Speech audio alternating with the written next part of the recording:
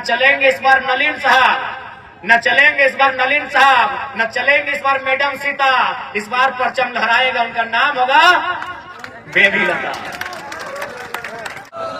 भाई भाई की राजनीति सुनते थे हेमंत सोरेन साहब और बसंत सोरेन साहब।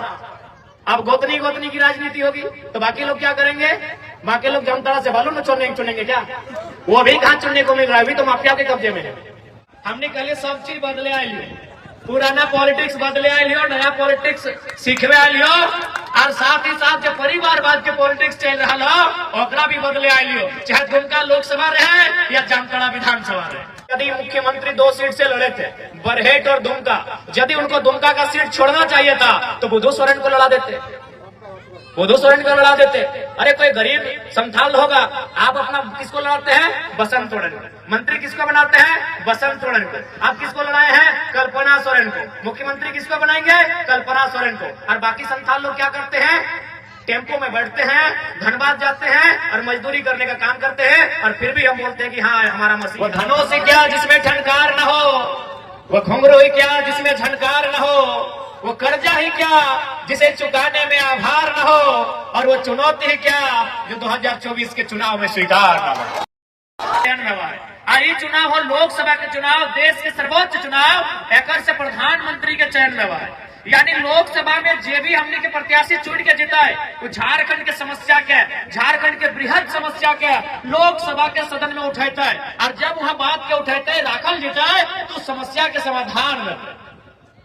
इसलिए लोकसभा के चुनाव है आज, चूंकि जामताड़ा क्षेत्र है, और जामताड़ा क्षेत्र की अगर हमने बात करें जीवाए तो जामताड़ा केवल झारखंड में ना फेमस हो, अरे जामताड़ा गोटे दुनिया में फेमस हो, जामताड़ा गोटे दुनिया में फेमस हो। जामताड़ा में साइबर क्राइम के नाम से पूरा दुनिया फेमस हो। आज यहाँ पुलिस वाला दादा अले अपनी बड़ी परेशान रहते हैं कि भाई कैसे धरे पर अपनी दिमाग बड़ी तेज है। तो देखिए सबसे पहला बात है कि हम साइबर क्राइम का पक्ष नहीं रखेंगे, लेकिन हाँ एक चीज तो कहेंगे, जामताड़ा जैसे सुदूर ग्रामीण क्षेत्र में विकास का जहाँ अभाव नहीं, धनबाद को चलिए मानते हैं धनबाद हाईटेक जगह है, वहाँ कोयला है, लेकिन जामताड़ा जैसे ग्रामीण क्षेत्र में अगर कुछ लोग साइबर अपराध पे बढ़ते हैं, ठीक है मानते हैं वो दोषी हैं, गलत लोग हैं, लेकिन उनके दिमाग की प्रशंसा करनी होगी। हमको लगता है उतना दिमाग तो वीडियो सी लोग के पास भी थोड़ा कमी होता होगा। तो इसलिए अगर हमारी दीदी बेबी लता टुडू जीतकर संसद भवन में जाती है तो संसद भवन में इस बात को रखेगी कि हमारे जामताड़ा को साइबर क्राइम के नाते पूरे दुनिया में जाना जाता है। इसका मतलब है वहाँ के नौजवान भले ही गलत काम कर रहे हैं, लेकिन उनमें माइंड है। अतः हम सरकार से मांग करते हैं, सदन से मांग करते हैं कि जामताड़ा को IT हब के रूप में तब्दील किया जाए, जामताड़ा को IT हब के रूप में तब्दील किया जाए, जामताड़ा को बढ़िया इंजीनियरिंग कॉलेज प्रोवाइड किए जाए, ताकि यहाँ के नौजवान जो गलत दिशा में जा रहे हैं, जो अपराध का चयन कर रहे हैं, वो अपनी ऊर्जा का उपयोग इस देश को बनाने में, झारखंड को बनाने में और झारखंड को सजाने में लगे। क्या बोलते हैं आप? क्या बताइए, अपराधी को लाठी डंडा से रोका जा सकता है क्या? नक्सल समस्या का समाधान गोली से है? नहीं, सामाजिक न्याय से है, शिक्षा से है, रोजगार से है, एक बढ़िया पॉलिसी से है। इसलिए जब हमारी दीदी उठ के जाएंगे तो जामताड़ा में अगर कुछ मांग करेंगे तो प्रयास होगा इनका कि जामताड़ा जिला को एक IT हब के रूप में डेवलपमेंट किया जाए, ताकि यहाँ के नौजवान जो गलत दिशा में भटक रहे हैं उन्हें सही दिशा मिले, सही रास्ता मिले, अपराध कम हो, पुलिस की परेशानी कम हो, ऐसा प्रयास किया जाए। इसलिए हम लोग इस बात के लिए आप लोग आश्वस्त रहिए। नए लोग आए हैं पॉलिटिक्स में, नया बदलाव करेंगे। हमने सोबिन नूतन की दर बहुत जन देख ले तो कहले यार तोहनी तो ट्राउजर पीना, टी-शर्ट पीना, एक से पहले नेता के लिए खलता पाजामा पीना। हमने कहले सब चीज बदले आ लियो, पुराना पॉलिटिक्स बदले आ लियो, नया पॉलिटिक्स सीखवे आ लियो, और साथ ही साथ जो परिवारवाद के पॉलिटिक्स चल रहा हो ओकरा भी बदले आ लियो, चाहे दुमका लोकसभा रहे या जामताड़ा विधानसभा रहे।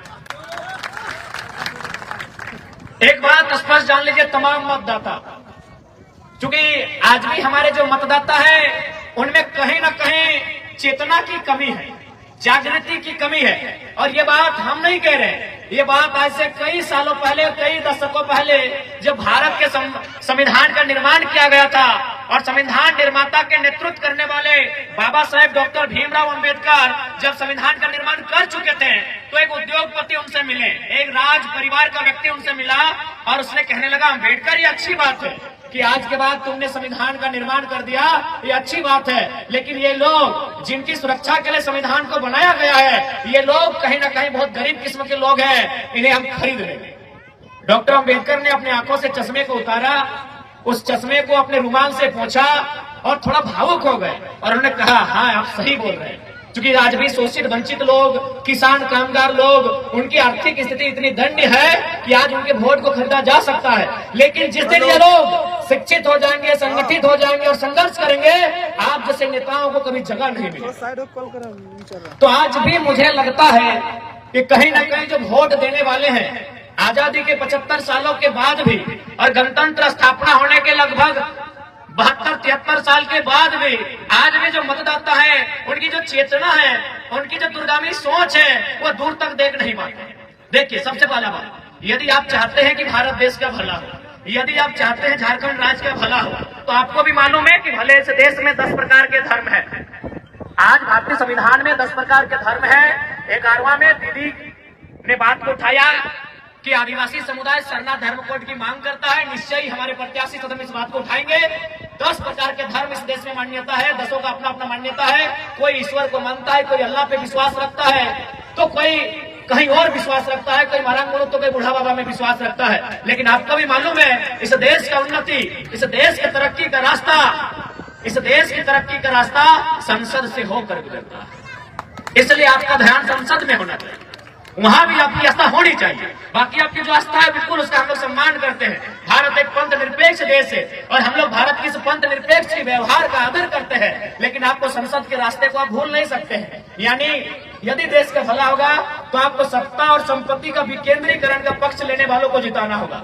सत्ता और संपत्ति का विकेंद्रीकरण का मतलब है कि सत्ता किसी भी व्यक्ति तक पहुंचे, संपत्ति किसी भी व्यक्ति तक पहुंचे। लेकिन आज देखिए क्या स्थिति है, चाहे इरफान अंसारी रहे, भले अंसारी नाम सुनने के बाद अंसारी लोग खुश हो जाए, लेकिन भैया एक ही परिवार में तो 30 साल से पोस्ट जमा है।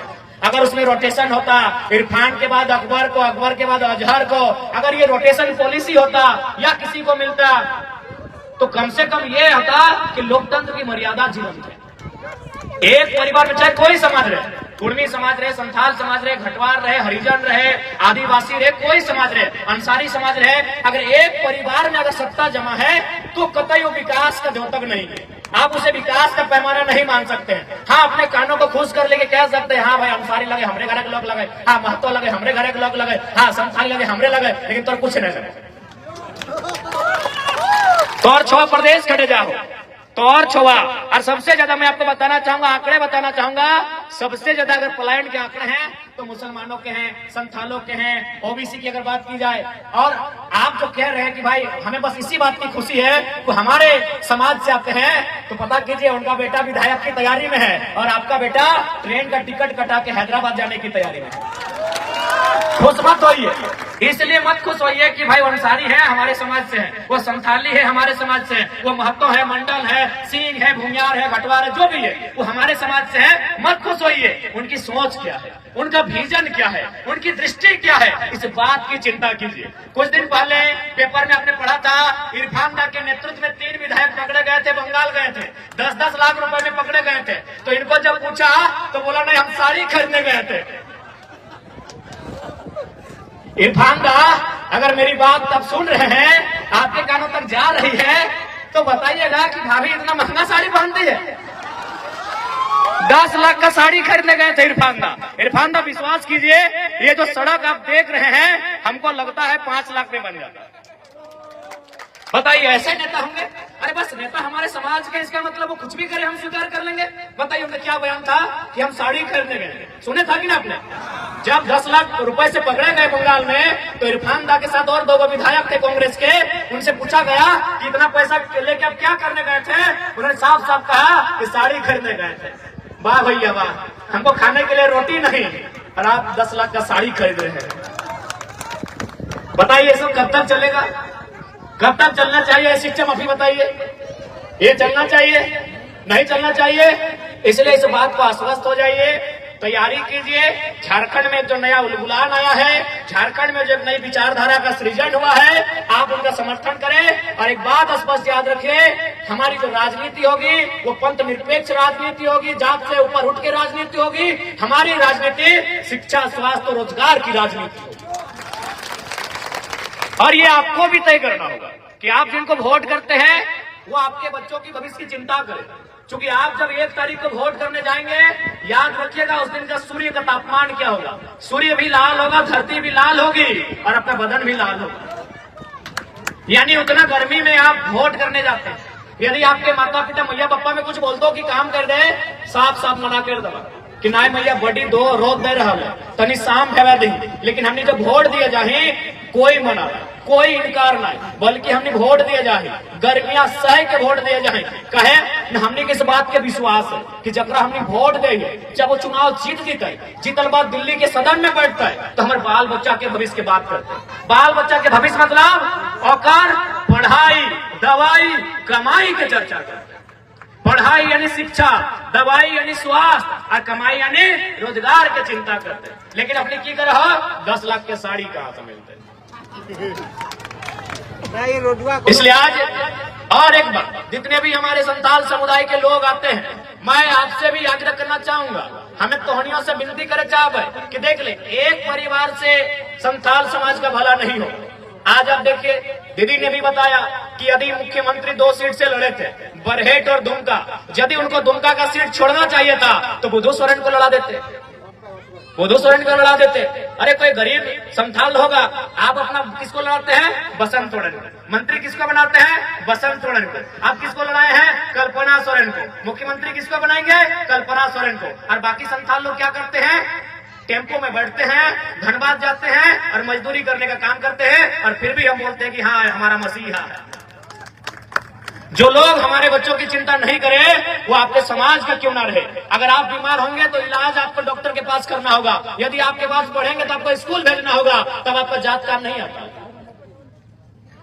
तो इसलिए कम से कम अगर वो संथाल समाज का ही भला चाहते हैं तो बसंत सोरेन के जगह बुधू सोरेन को चुनाव लड़ाते, कल्पना सोरेन के जगह कविता सोरेन को चुनाव लड़ाते, तब हम मानते कि हाँ संथाल समाज का भला चाहते हैं। एक परिवार से किसी भी समाज का भला नहीं होगा। और आज मुख्यमंत्री रहे, ठीक है, उन्होंने आदिवासी भावना का कार्ड खेला, आदिवासी का वोट मिला, लेकिन बताइए उनका पीए कौन है?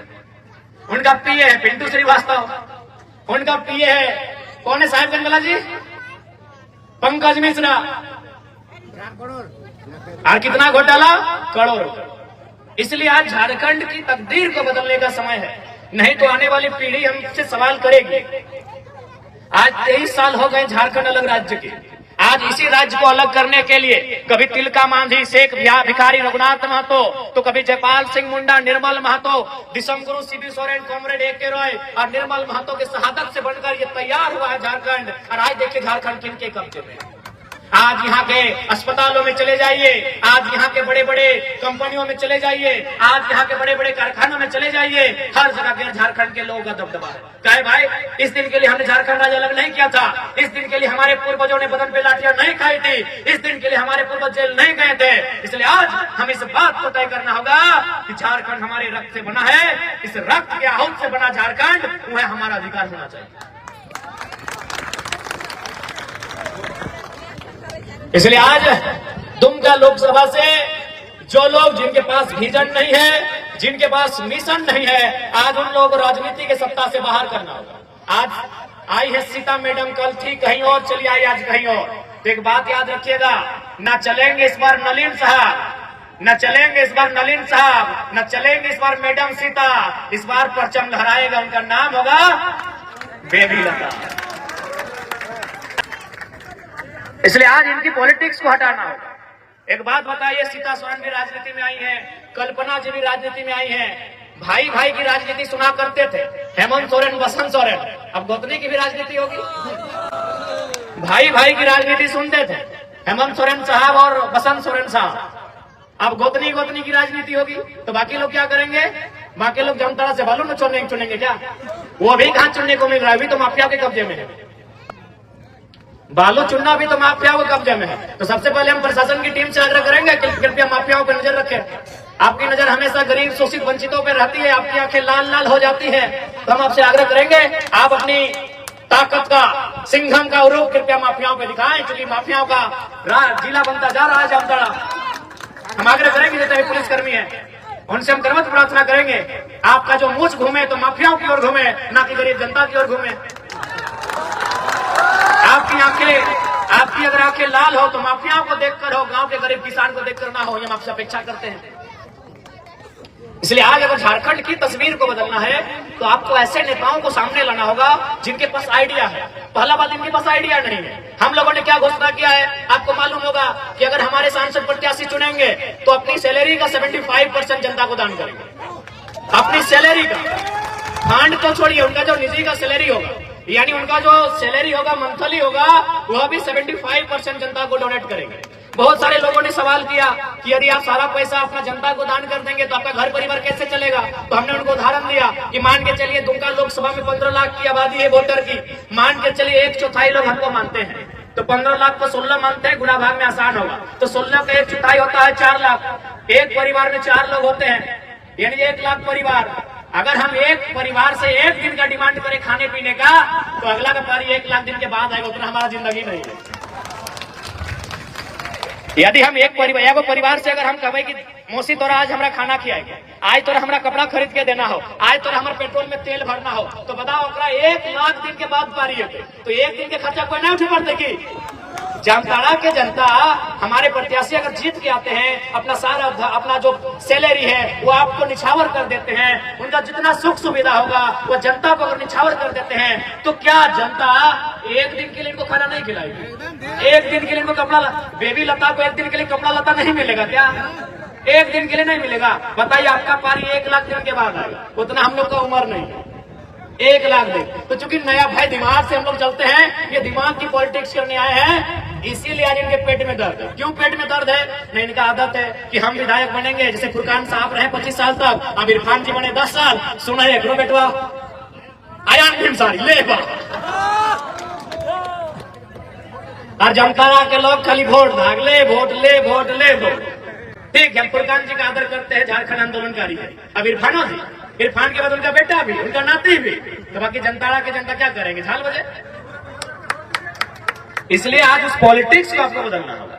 अगर इस पॉलिटिक्स को आप नहीं बदलते हैं, अगर नेताओं की सोच को नहीं बदलते हैं, नेताओं की सोच को झटका नहीं देते हैं, तो ये नेता कभी आपके बच्चों के बारे में नहीं सोचे।